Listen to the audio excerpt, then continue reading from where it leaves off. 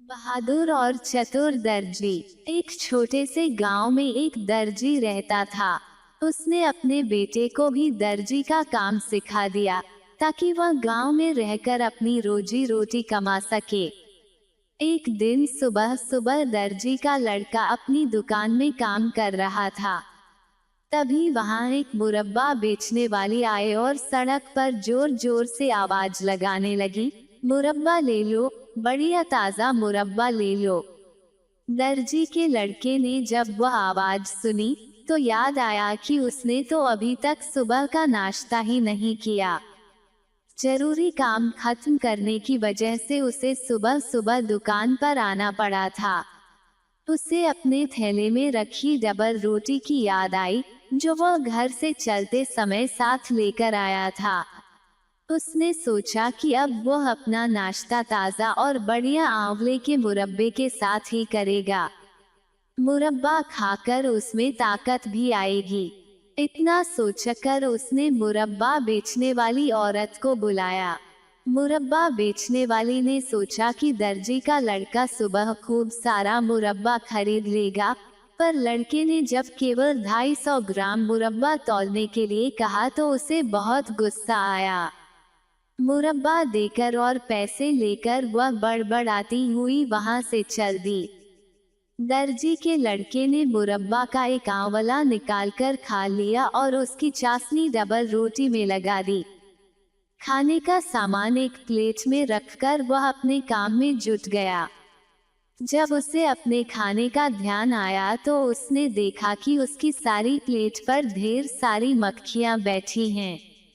उसने मक्खियों को हाथ से उड़ाया, पर मक्खियां जरा सा उड़ी और फिर प्लेट पर धावा बोल देती। यह सब देखकर लड़के को बहुत गुस्सा आया। उसने अपने हाथ में लिए हुए सिलाई करने वाले कपड़े को अपनी प्लेट पर दे मारा।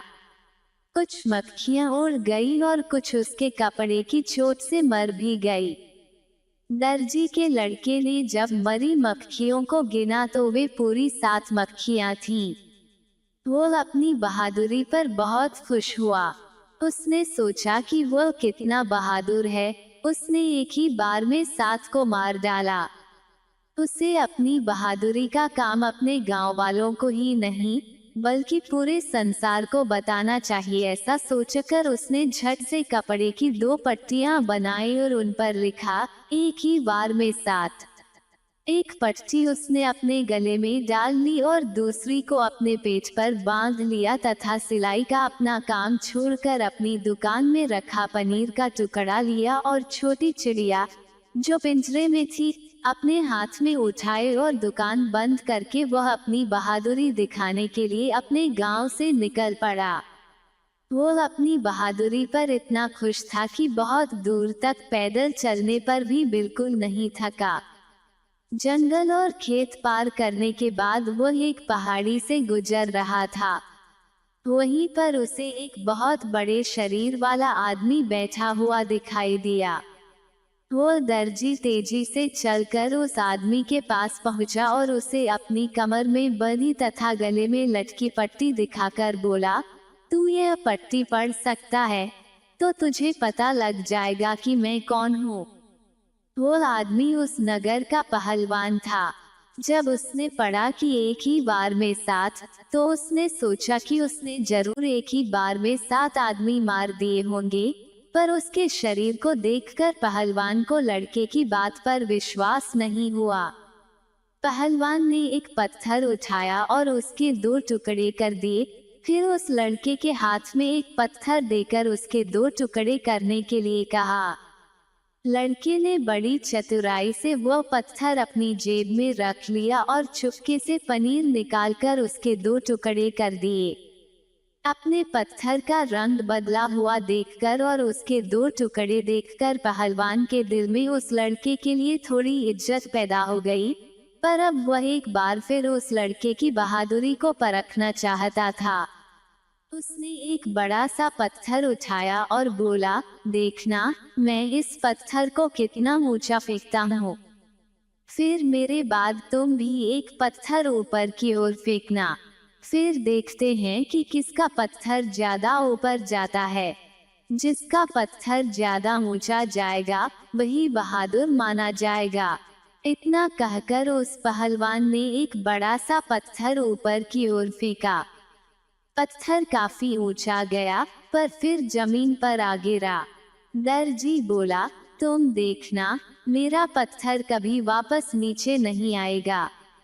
और इतना कहकर उसने अपनी जेब से वह चिड़िया निकाली जो वह अपनी दुकान से लाया था और ऊपर हवा में उड़ा दी। चिड़िया फुर से हवा में उड़कर गायब हो गई। पहलवान ने देखा कि उसका पत्थर तो सचमुच गायब हो गया। जरूर इस दर्जी के हाथ में जादू है। यह सच ही कह रहा है कि इसने एक बार में 7 को मार दिया। इससे लड़कर वह क्यों अपनी हड्डी पसली तुड़वाए। पहलवान ने उस लड़के को बहादुर मान लिया और बिना लड़े वहां से उठकर चला गया। अब तो दर्जी को और भी अभिमान हो गया कि वो बहादुर ही नहीं बल्कि चतुर भी है। उसने अपनी चतुराई से इतने बड़े पहलवान को भगा दिया। अब वो अपना भाग्य आजमाने के लिए आगे चल पड़ा और चलते चलते एक राजा के महल के सामने पहुंच गया। उस महल के आगे एक बहुत सुंदर बाग था। उसकी हरी हरी घास पर वह लेट गया। थोड़ी ही देर में उसे गहरी नींद आ गई। जब राजा के सेवक वहां से गुजरे तो एक अजनबी को सोता देखकर उसके पास पहुंचे और उसके गले तथा पेट पर बंधी हुई पट्टी पढ़कर बहुत हैरान हुए। सोचने लगे, इतने बहादुर आदमी को तो राजा को अपने राज्य की सुरक्षा के लिए रख लेना चाहिए। ऐसा आदमी आसानी से कहाँ मिलता है। कुछ सेवक दौड़कर राजा के Please subscribe.